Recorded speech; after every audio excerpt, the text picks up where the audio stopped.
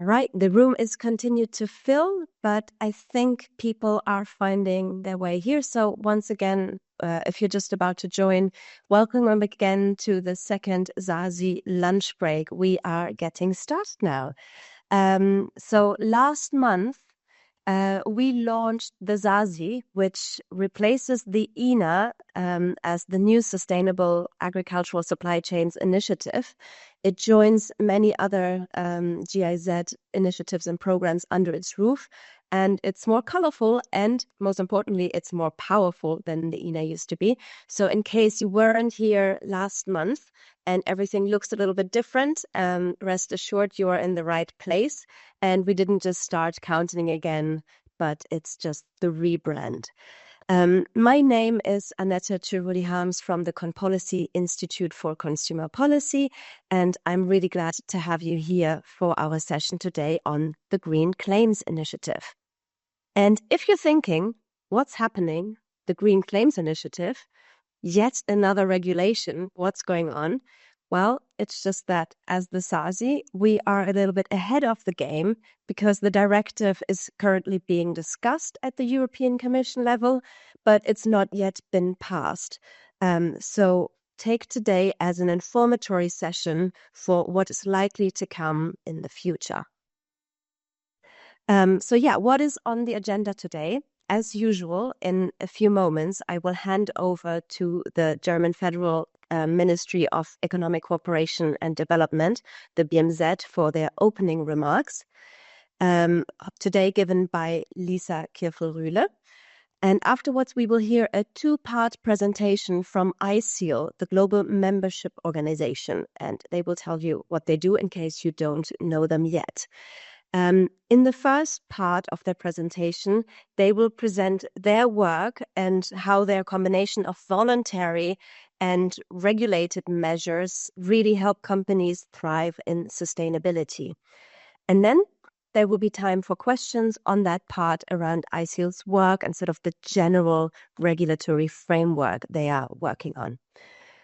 Then they have a second part of the presentation, which is really on today's topic, the Green Claims Initiative, followed again by questions that you in the audience can, as usual, pose via our chat function. And then just as usual, we will close off just before 1 a.m. so that you can continue with your day and start into the weekend. So without any further delay, I would like to welcome Ms. Lisa Kirfel-Rühle from the BMZ onto the stage. She today has a new name because she is dialing in over one of our colleagues' laptops, but it is her. So Lisa, please, the floor is yours. Thanks so much, Annette. Yes, today I'm Malika, my nice GIZ colleague here, lent me her laptop. Yes, welcome everyone on behalf of the German Ministry for Economic Cooperation and Development, BMZ. It is a great pleasure to welcome all of you to today's second SASI lunch break. And happy Santa Claus to all of you. Maybe you found a chocolate in your boot, for which it was paid a living differential price. We'll see. Maybe you can talk about that later. That would be great. But hopefully next year. So after our first kickoff a few weeks ago, I'm pleased to introduce this next session, showcasing another practical pathway to achievable due diligence. For those, as Annette mentioned, who were not able to attend last time, I'd like to underline again that the Sustainable Agriculture Supply Chains Initiative, in short SASI, builds on and combines the expertise and resources of 3 existing projects implemented by GIZ on behalf of BMZ, working together towards green, fair, and inclusive global agriculture supply chains. In this well-established and trusted format on the first Friday of every month, we present various practice-oriented tools and guidelines demonstrating that the implementation of corporate due diligence is feasible for everyone. In today's lunch break, we will discuss sustainability standards for companies operating in the European Union with reference to the European Union's legislative initiative Green Claims Directive.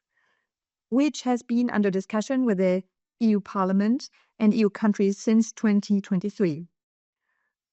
To date, there is no comprehensive EU framework to tackle false or misleading environmental claims, although these are often perceived as misleading and insufficient. According to a study conducted by the EU Commission, 67% of Germans believe that companies' commitment to sustainability is based on greenwashing. A significant number of eco-labels also lack adequate verification processes. In addition, there is a need for better information at the point of sale about durability, legal warranty, repair, etc. This is why the EU initiated the Green Claims Directive, which aims to make environmental claims and labels reliable, comparable, and verifiable across the EU, reducing greenwashing and helping consumers make more informed and sustainable choices. For us at BMZ, sustainability in agriculture supply chains is fundamentally important. It should be reflected at every level of the value chain, from production to purchasing. And in our neighbor department in BMZ, we have already collaborated with companies on green claims through the cotton supply chain under the Green Button Partnership for Sustainable Textiles. In this context, GIZ hosted a webinar series beginning of 2024, where we informed companies and other stakeholders about various legislative initiatives under the EU textile strategy, including the Green Claims Directive. And personally, I want to say that I'm really very, very curious and think it's a very good step from the EU Commission side, because 10 years ago, I was setting up the website Siegelklarheit. I think it's important work to show how reliable labels should be and to compare them and to rate them. So I'm very, very curious what the Commission will, about the results of the Commission. So this session, we are really particularly pleased, the global membership organization ICIL, that you will be sharing your best practices in supporting companies with green claims and working with different stakeholders. I'm looking forward to today's session and hope that we will have dynamic discussions and be inspired by each other's perspectives and experiences. So thank you very much, and back to you, Annette. Brilliant. Thanks for setting the floor and also putting some of the more context of your work and how everything works together from textiles to agriculture. So thank you very much, Lisa Kirfel-Rühle. So yes, once again, usually we speak about risk assessments and due diligence along the supply chains, but obviously everything we're doing at some point or another ends up in retail, or not everything, but many things that we're doing to sort of run these supply chains, they usually find an end consumer at some point. And if it's in retail, well, then the Green Claims Initiative is very important. So yes, we are all supply chains experts in one way or another here in the room, but we are also all consumers. So obviously we do go shopping and we see those claims. We encounter them. We see the different labels and the different things on packages, on boxes. So instead of doing a usual polling question, I would just like to really know, before we hear anything more about the Green Claims Initiative, what comes to mind in a word cloud? What comes to mind? What are your associations when you hear green claims? You should now see either in the chat or popped up onto your screen a polling question, which is going to compose a word cloud. So please just write in 1 or 2 words what you associate with green claims. Please don't write full sentences, as it might shorten them, but just a couple of words. I think you can maybe even submit multiple answers. What are your associations? So we see that some people associate trust, sustainability, transparency, but other people also seem to associate more negative connotated words like fraud and greenwashing. Greenwashing is now starting to sort of come up as more and more people mention it. It stands at the center, but it is surrounded by still trust, certification, transparency, standards, accountability. It's something that's regulated. It's a marketing need. So please keep submitting your answers, and it'll be interesting to see how that picture continues to build. And maybe we can pull it up again at the very end to see if your view has changed and whether you still think that green claims are around greenwashing, or maybe it's just a good start to tell us how the Green Claims Directive tries to prevent that green claims are associated with greenwashing at its heart. So without talking any further about this, while you still continue to submit your answers, I would like to welcome our first speaker, Joshua Wickerham. He is Outreach and Engagement Manager at ISEAL, the global membership organization for ambitious, collaborative, and transparent sustainability systems. He will tell us what ISEAL is about in his presentation, in this first part of his presentation. And just on his background, Joshua has a bachelor's degree from the University of Michigan and a master's degree in international relations from the University of California, San Diego, and is now based in London. All right, Joshua. Thank you, Annette. Thank you. Thank you to GIZ and to BMZ for this invitation. We're honored, and it's a pleasure to join the SASI Lunchbreak and to continue the decades-long collaboration between ISEAL and GIZ. The title of the first part of this talk is around a smart mix of voluntary and regulatory. How do we use sustainability systems in the Green Claims Directive and beyond? I'll talk about the beyond first, the wider range of sustainability regulations that are out there and how sustainability systems fit in with that. And then we'll take a Q&A, followed by a presentation on the Green Claims Directive with my colleague, Mariam Kadira. So first, to define sustainability systems, this is ISEAL's language to talk about standards, voluntary sustainability standards, guidelines, or other systems that can be used as tools in supply chain management. So the key areas of responsibility and action of a sustainability system, if we start on the left, it's really to define responsible practices. What is the sustainability performance level of a company, of a farm, of a factory, of a supply chain? And secondly, is to assess that through third-party certification or data or satellite imagery or other sources of assessment to make sure that everyone is being assessed in a robust manner, in a transparent manner. Thirdly is to measure the performance, the impact of the system over time, to say, are we really achieving the objectives we've set out, whether it's the Blue Angel or the EU Eco Label or the Forest Stewardship Council. We want to see that we're protecting the forests, we're protecting the oceans, we're protecting the workers, leading to positive outcomes. The third, and really the heart of our presentation today, is about the communication, making sure that we're ensuring the integrity of the claims and communication. What does the sustainability system deliver for companies? What can a company say when they meet the sustainability system's requirements? And lastly is to learn to show over time that we are improving our operations, doing more of the positive impacts, doing less of the things that are not leading to the positive environmental and social and economic impacts that we want to see. So with this background, a little bit about ISEAL. We are the global membership organization for sustainability systems. We have 49 sustainability systems that are all meeting globally recognized good practices. So to become an ISEAL community member is already a high bar among the many hundreds of sustainability systems out there.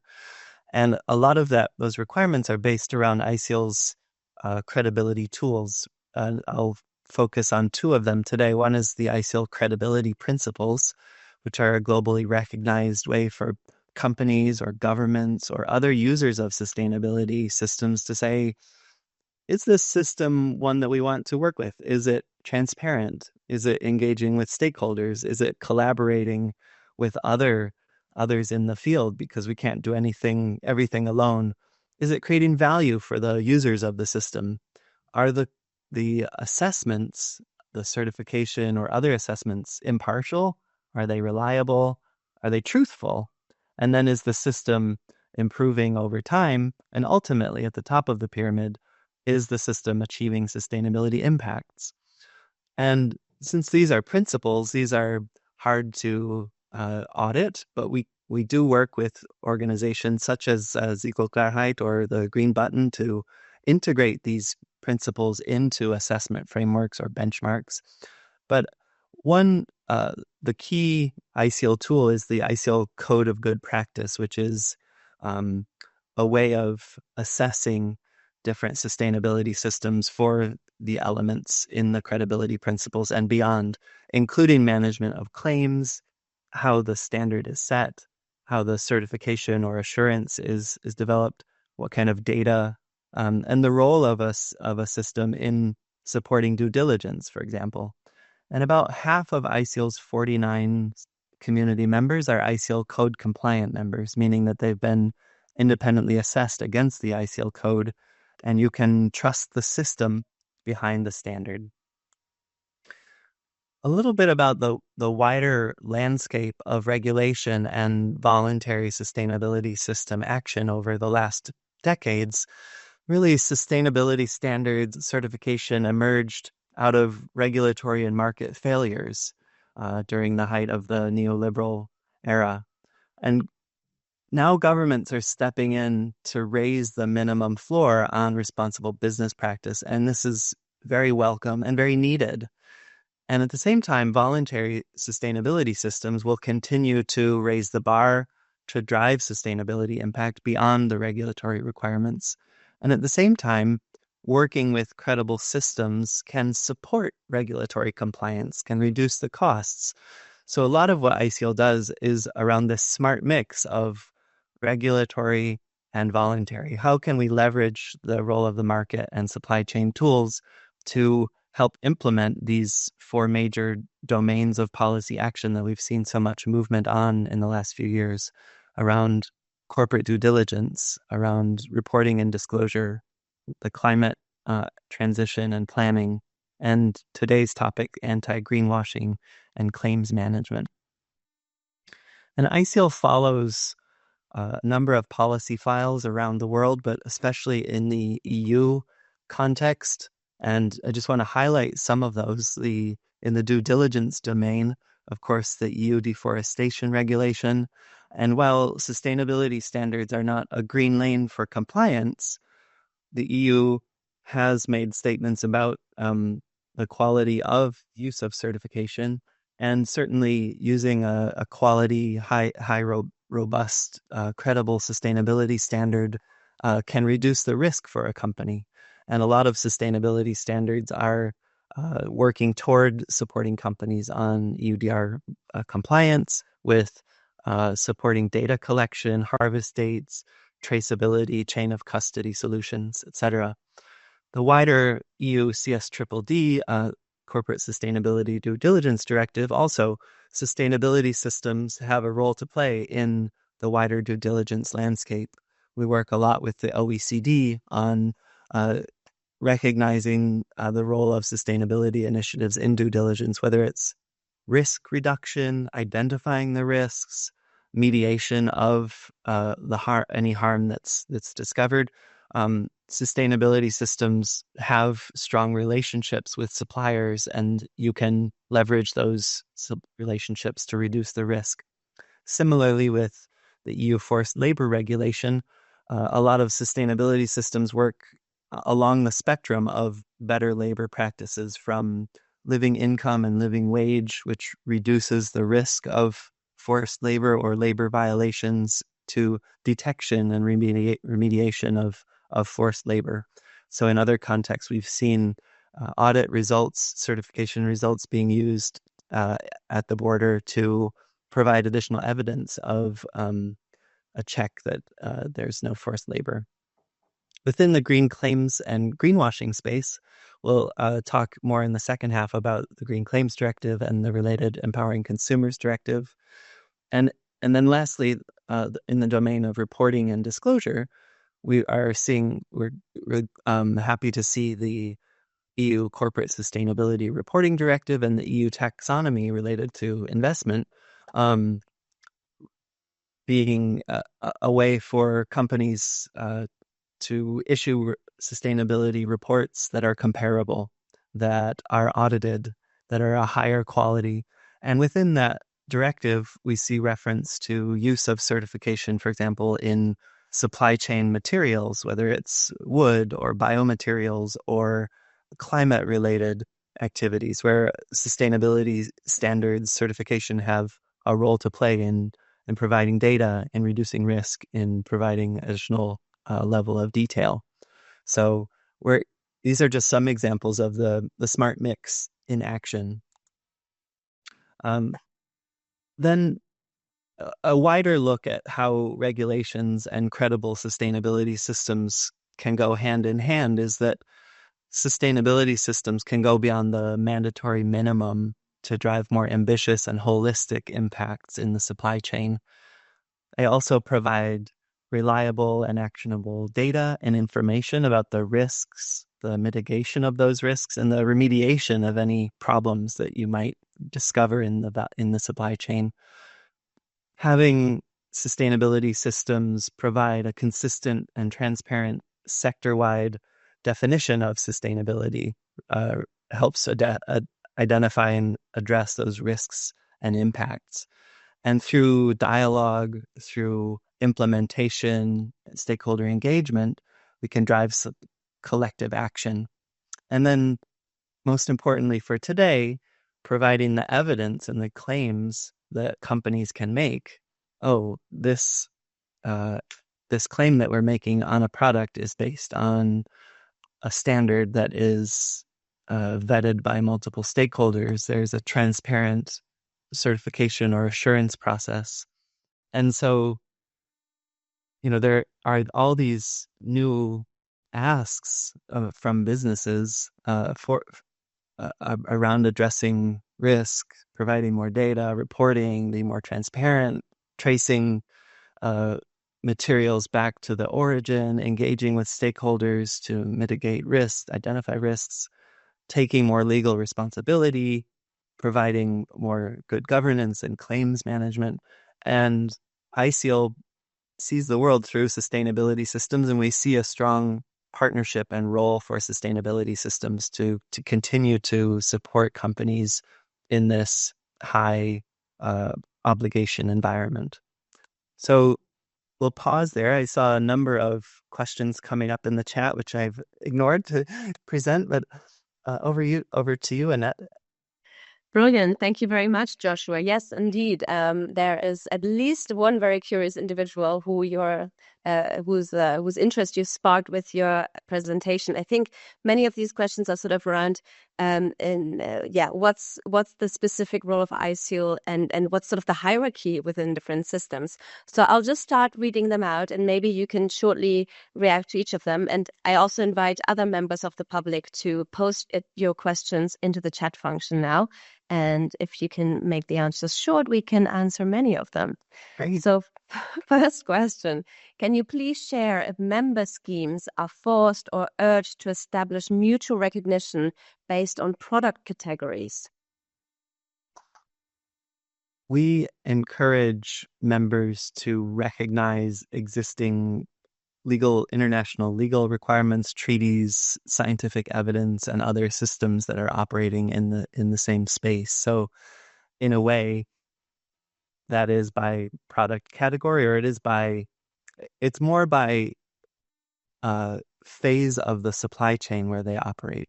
So there's still work to be done on the product category, but we do support benchmarking, comparing of different systems. We support businesses, business associations, retailers governments to understand the criteria for comparing different systems and choosing the ones that are best for their needs.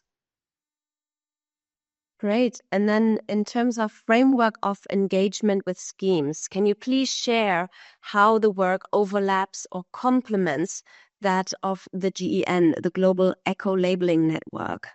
Sure. ICL supports and challenges sustainability systems to do better.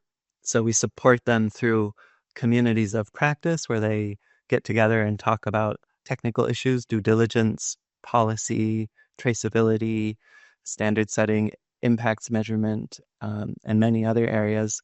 And we engage closely with the Global Eco-Labeling Network. There are many shared objectives and much compatibility between different systems. For example, GEN members are all they're all life cycle based eco labels like the EU eco label or the Blue Angel.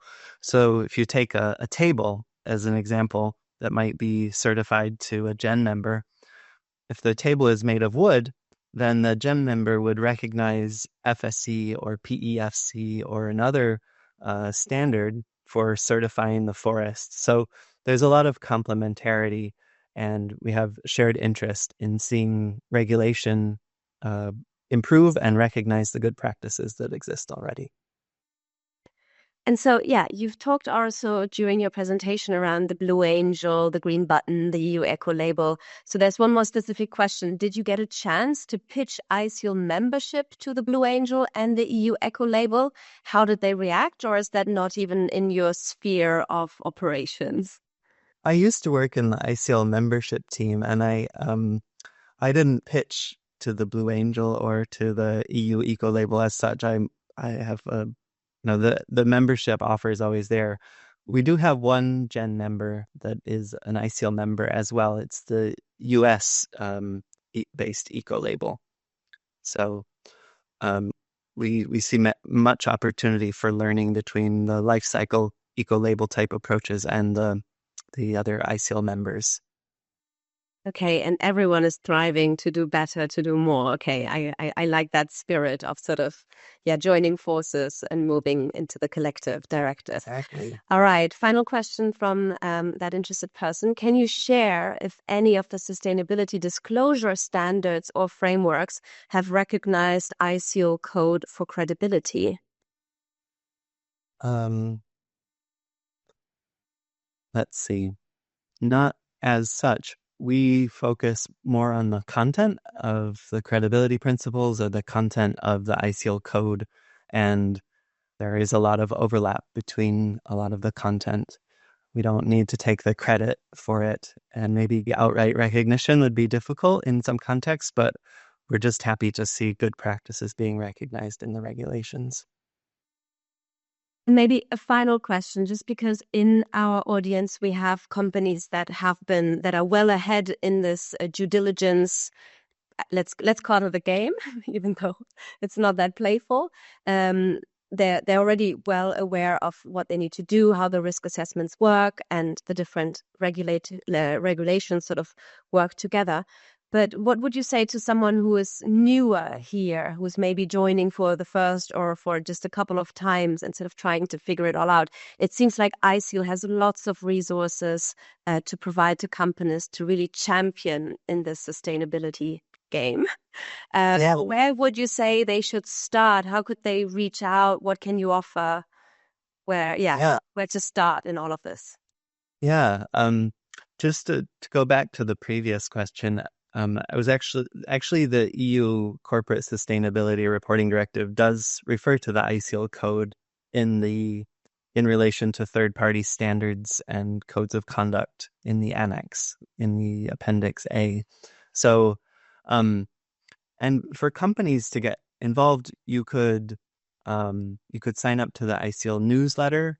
You could, if you're interested in living income or living wage, you could join the living income community of practice to support farmers and other producers to have a living wage that supports their family with dignity.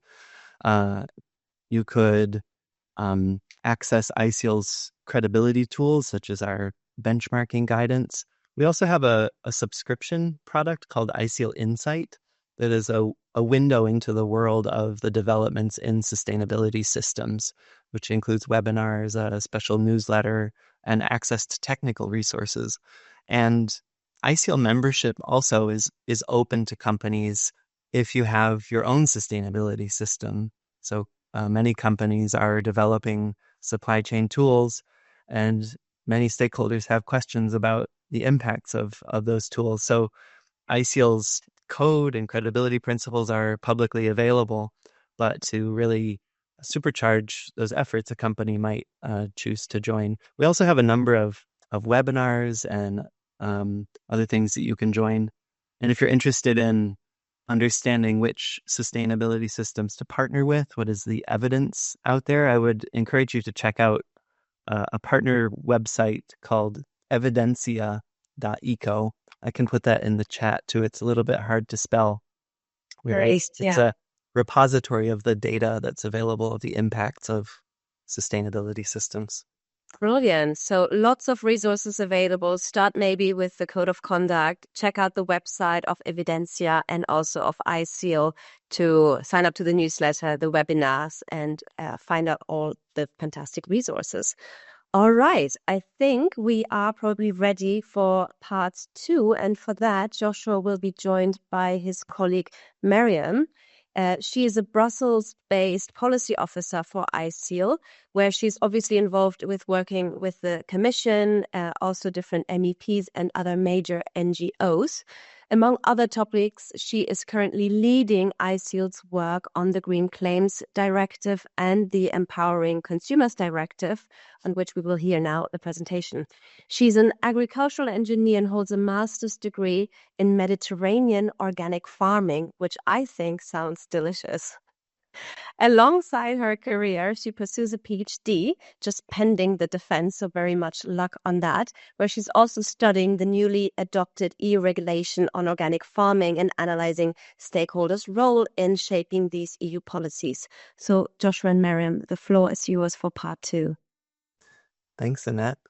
And we're really grateful to have Miriam joining the team this year in being based in Brussels. So I'll just set the scene a little bit. As many of us know, there are so many bogus claims out there that are really harming companies, harming trust that they have in the public, with the public, with consumers, and governments are starting to take action. iSeal's been working in this area for over 10 years. We developed a claims good practice guide in 2015, along with a Challenge the Label campaign, where we encouraged people to find questionable claims on products and to share them, and to put pressure on companies to improve their practices. So we're so happy that the EU, Canada, other jurisdictions are starting to clamp down on bad green claims, because one bad apple can spoil the bunch. We've also developed claims about impacts of sustainability systems. How do you claim the impact that you're making? Recently, we also released a jurisdictional and landscape action claim. So if you're a company that's engaging in a state level or a landscape or regional level, what kind of claims can you make based on the evidence? And last year, we released a living wage claims guidance for if you're paying a living wage to your producers. So that context, without further ado, I turn it over to Miriam. Hello. Do you all hear me? Yes. Perfect. So thank you very much for this invitation, and thank you for presenting me, Annette, and thank you also, Joshua, for setting the scene. Hello, everyone. I hope you're enjoying your meal. I hope it's a warm and delicious one. So now we'll be talking about the EU initiatives to combat greenwashing that were proposed by EU policymakers. So, as Joshua already pointed out in the previous slides, at the global level, there was also a growing concern in the EU over misleading environmental claims and greenwashing practices. So, as you see on the top, the EU conducted research beginning of 2020, revealing that more than half of green claims give misleading information to consumers.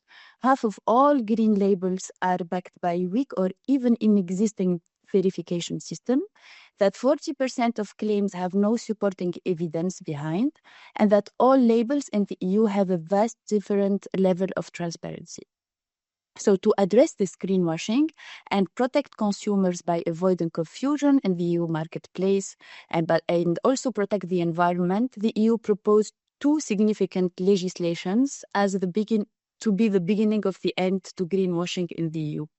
These two initiatives are the empowering consumer for the green transition, generally referred to by ECD, and the other one is the Green Claims Directive, referred to as GCD. So these directives were initiated under the EU Circular Economy Action Plan within the EU Green Deal.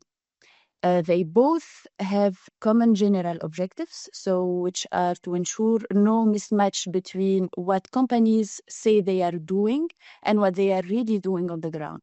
So the main aim is to protect consumers, as I said, for misleading green claims and increase the level of environmental protection. So the first proposed initiatives is the Empowering Consumer Directive, which does not come out from the blue. So it comes to amend already existing two other directives, being the Unfair Consumer Practice Directive and the Consumers' Right Directive. The second one, which is the Green Claims Initiative, is a new initiative compared to the other one and is a standalone piece of legislation, which means that it does not amend an existing legislation, but it comes to complement the Empowering Consumer Directive. So in the next slide, I will dive a bit into these two initiatives. So the Empowering Consumer Directive has already been adopted and published, and there will be some guidance in the coming years. So it's a directive. So member state would need to transpose it at national level, and the deadline is by September 2026. As I said, it amends already existing legislation. It's important to note that this directive applies to all goods marketed in the EU. So there is no restriction. It mainly focuses on consumer information at point of sale, on reparability and durability. What is new in this directive is that it recognizes certification scheme as a mechanism to ensure transparency and credibility. The Empowering Consumer Directive directly prohibits the display of sustainable labels not based on a certification schemes or established through a public competent authority.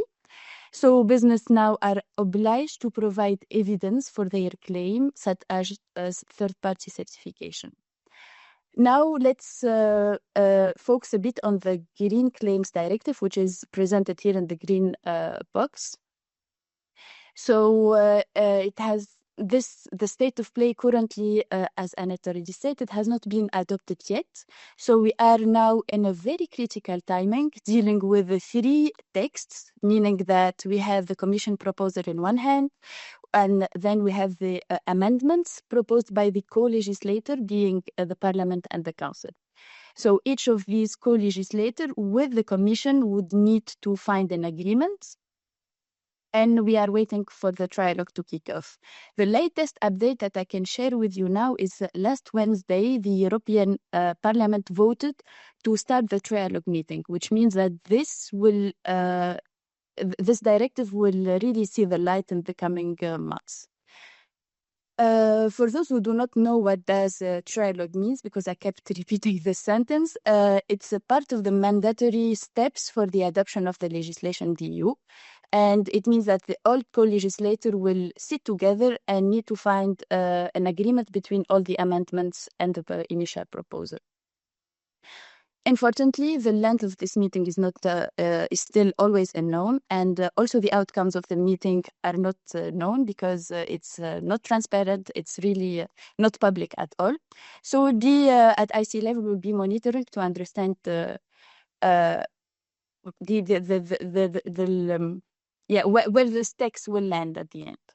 But what we know now is what this EU initiative, the Green Claims Directive, will bring. So, unlike the Empowering Consumer Directive, this directive applies to all voluntary environmental labels and explicit claims made by a trader operating on the EU markets about the environmental impact, aspect, or performance of a product, but also a service. So that the trader itself is doing in business to consumer commercial practices. This under the scope, all claims that are already under official EU laws, like the organic products or eco-label products, will not be covered. So the Green Claims Directive requires business, traders, and sustainability scheme to verify explicit environmental claims for products and activity, and means that the business would need not only to provide evidence, but also that such evidence need to be verified in line with the recognized scientific methodology. What here it's to understand a bit what this law means to business. So it means that all claims targeting environmental impacts need to be substantiated with clear evidence on the claimed impacts, that all claims will be verified by a third party verification system, and requirements will be further developed on that. There will be rules around comparison and improvement of claims, but also regulation of labeling schemes and use of label. As already shared, this will be mandatory for claims. Business are responsible for the use of language about their claims, so clarity and specificity are really highly recommended. Companies will also bear the responsibilities of not complying with the new directive, so will have penalties also in case of non-compliance. There will be a restriction on offset claims.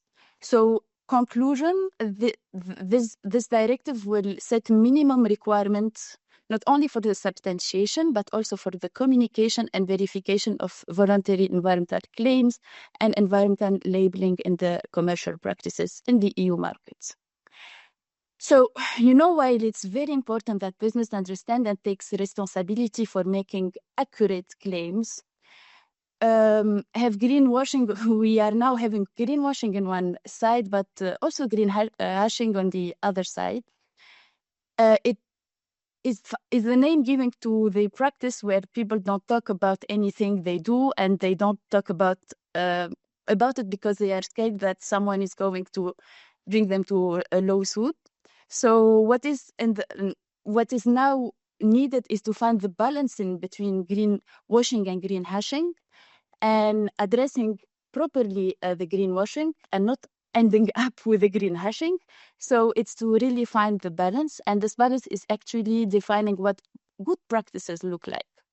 So what is in the balance now that we track between addressing both is that we in ICIL, we believe in a world where claims actually support credible business action. So making bad claims is very harmful, and business should really watch out. So it's equally important that we support businesses ending up at making credible good claims. What we believe is still missing on the Green Claims Directive. So as already presented, the final text is not published yet. So we are closely monitoring that. And before, we were already monitoring this since the start of the drafting of this directive.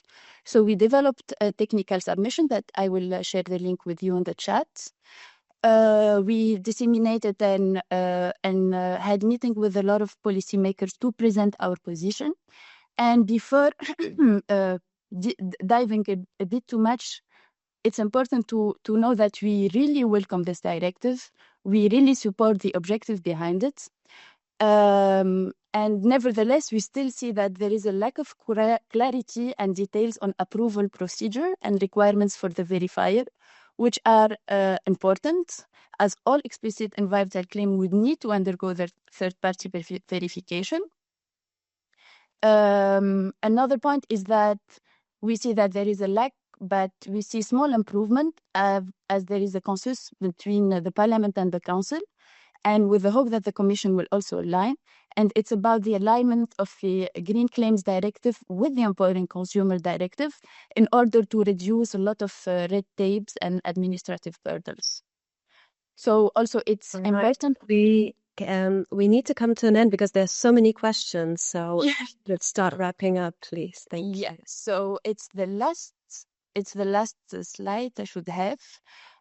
So yeah, we are really educating for continuous improvement when it comes to claims and so on. I will be inviting all of you to read our technical submission and share it to a public, because it's public, so share it to your members or to your contacts.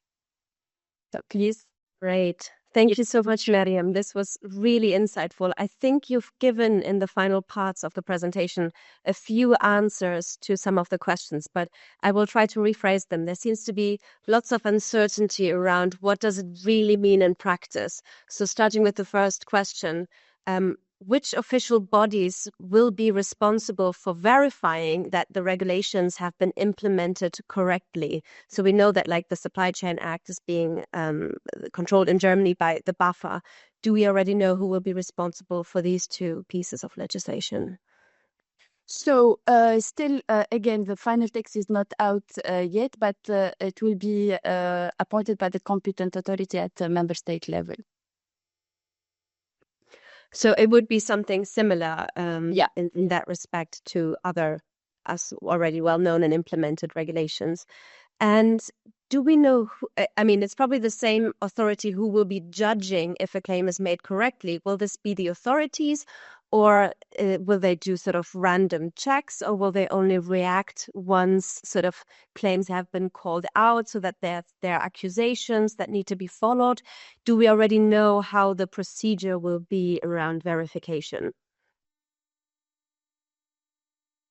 So the verification and certification of the substantiation of and the communication, because it's three, it's a verification, substantiation, and communication.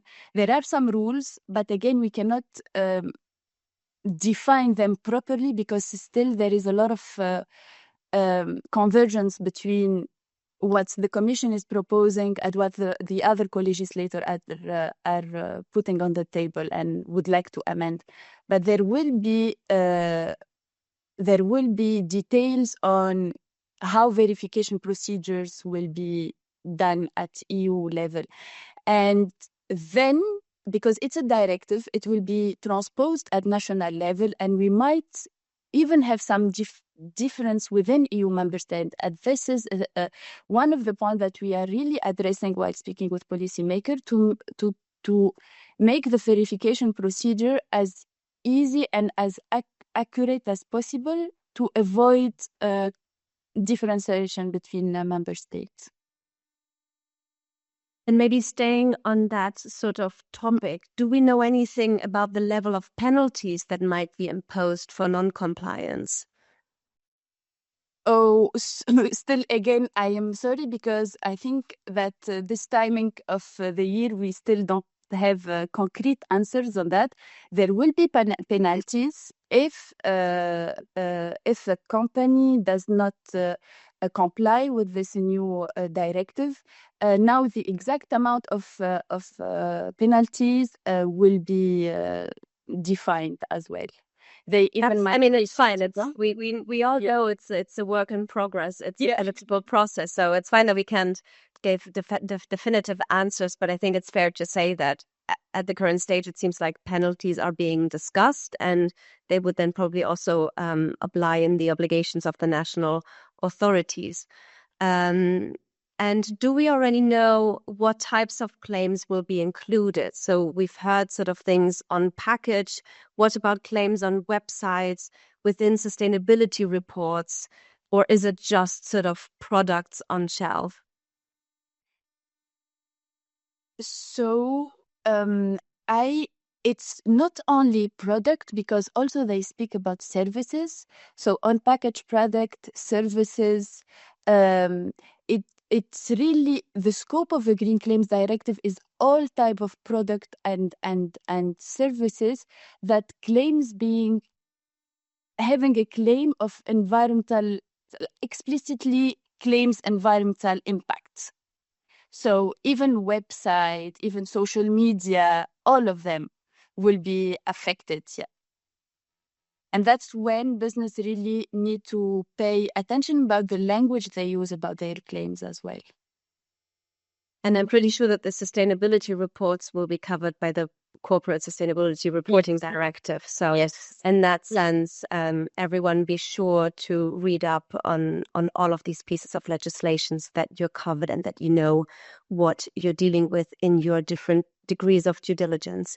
Yeah. I am going up and down the questions.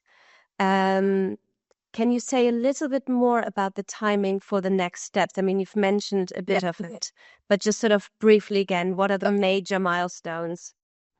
So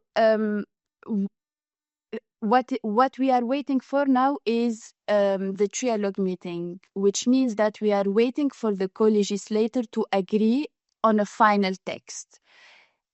It's not official yet, but these meetings might kick off Q1 2025. We don't have the exact date yet. Once the meetings between all of these policymakers will take place, we will say minimum 3 months, maximum we still don't know, because in some cases, in some regulation, we witnessed even trialogue meetings staying for over 2 to 3 years. But let's hope that this will not be the case for the Green Claims Directive.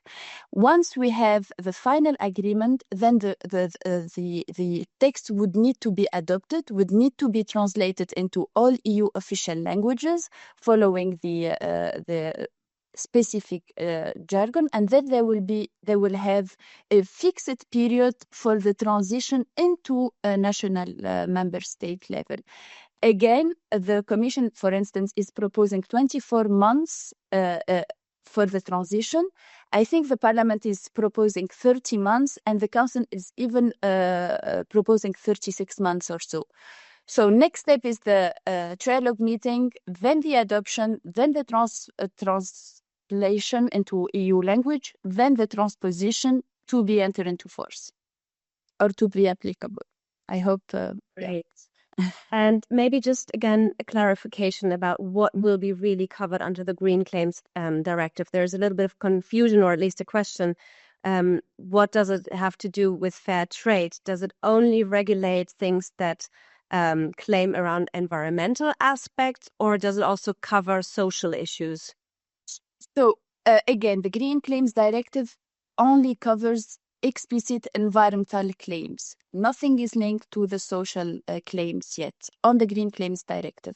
It's really focusing on environmental aspects. Even though the Employer and Consumer Directive present generic claims being environmental or social, but there is nothing on social impacts so far, especially under the Green Claims Directive. Great. More questions coming in. And maybe this might be around sort of the EUDR being very strict and very, very broad, but now it has been postponed at least to sort of finalize it. Could that happen to the green claims regulation? How relevant is the risk that it will be weakened or even cancelled? So is this something that we need to be absolutely ready for, or might it not come? So again, yes, what happened with the saga of EUDR, hopefully that will end soon. We hope that such a postponement or would not happen for the green for the claims package at EU level, but still it's so unpredictable now that we really cannot say out loud. What is sure, as I already mentioned, the parliament already voted to start the trialogue negotiation. So it's barely impossible that the directive will be watered down. It's almost impossible, but we can never know. Again. Okay, and maybe as one of the final questions, could you just say something about the type of definition of environmental the EU has taken as a basis? Yeah. So environmental is any product or service that claims having an environmental impact, which means could be recycled, could be reduce CO2, could be there are plenty of examples of environmental, but just targeting environmental aspects, not the social one. As I said, recycled or even a part of a product for being recycled, not only the entire product, this part of product should be really substantiated with clear evidence. CO2 emissions also, or I invite you all to give more examples. But And yeah, I think that's fine, and I'm sure there will be more to come. Also, I mean, we know in the unfair commercial practices, there was then eventually also a blacklist of practices that were very much defined and spelled out. Let's see if something similar comes along in the next steps. I think we are coming towards the end of our time for questions. I would just like to thank you, Miriam, and also Joshua for your presentations. It was really brilliant, and I think the questions show how much interest you have solicited and how many questions there really are. So good luck with your future work. And just sort of to rephrase what we've heard, this is all sort of challenging to address the new rules, but also a great chance. So if you manage it well, I think it will be great, because we know that greenwashing probably shouldn't be the solution. If you are doing good work, then there is a merit to also talking about that. So thank you again, both of the speakers. I would now like to hand over for the closing remarks to Moritz Heldmann, the speaker of the SASI, who is going to finish off and also give us an outlook to the next session of the lunch break, which is happening in February. Yes, thank you very much, Annette, and thanks above all to Joshua Wickham and Miriam Gedira for sharing your valuable insights and ICIL's experience on the critical topic of green claims. Your first-hand experiences from ICIL, but as well as from companies and stakeholders you've engaged with, have reinforced the importance of green claims. They remind us that aligning with sustainability standards in the context of due diligence is not only authentically achievable, they are also really essential for helping and further empowering consumers to make sustainable and ethical choices when purchasing a product. And I think today's discussion really shows that we could have continued still much longer in this discussion. I would also like to thank all participants for joining our SASI lunch break today. Once again, your participation and also your thoughtful contributions in the chat have really fueled today's discussion. Before I wrap up, I would like to cordially invite you, as Annette just said, to our next SASI lunch break, which will take in 2025 on February 7th. And as always, we will take a short winter break until then, in the following weeks, to recharge our batteries and kick off in 2025 with new energy. The topic, though, for the next lunch break will be shared soon. It's not yet clear, so please stay informed via our communication channels. On behalf of the SASI team, thank you once again to all the speakers and participants. We are really glad to have you in our round and participate with your questions and remarks.